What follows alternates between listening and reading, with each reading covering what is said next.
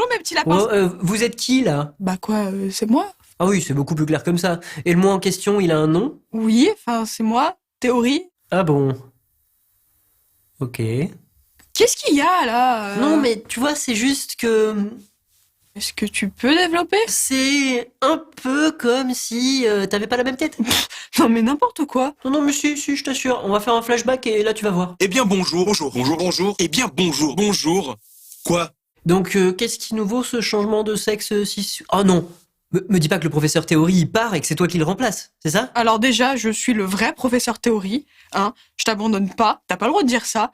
Et en plus de ça, j'ai changé d'acteur. Et alors, enfin, je veux dire, ça lance un épisode thématique sur, je sais pas, moi, les personnages qui sont joués par différents acteurs. Voilà.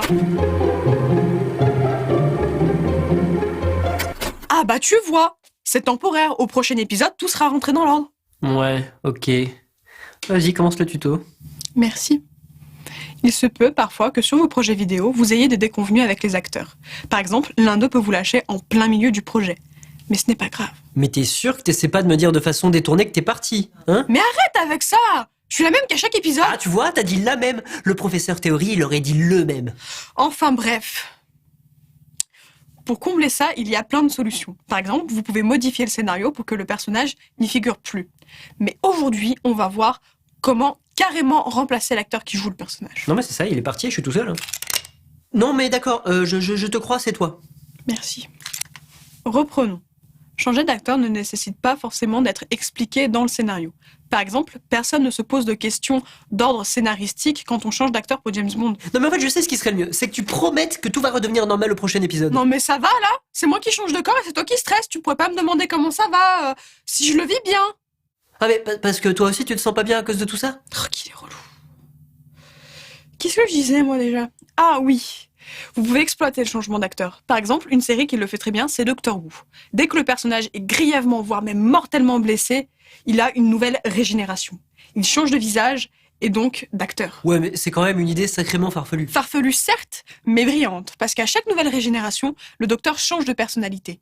Et donc, cela permet au nouvel acteur de créer un jeu totalement différent. Ouais, c'est vrai en fait. Bah du coup, en fait, ça peut que vous rassurer parce qu'il y a quand même peu de chances que vous fassiez plus étrange que ça. Et puis même si c'était le cas, eh ben ça montre que ça peut être bien. Par exemple, le fait que ce soit le sujet d'aujourd'hui, ça pourrait être une façon habile d'amener le changement d'acteur pour mon personnage. Oui, mais c'est bien sûr un exemple. Hein. Ne stressez pas, hein, parce que au prochain épisode, le professeur Théorie, il va redevenir lui-même et ce sera à nouveau normal. Ce qui est bien avec toi, c'est que t'es pas du tout oppressant en tout cas. Non, mais c'était juste pour rassurer le spectateur. Le spectateur, oui.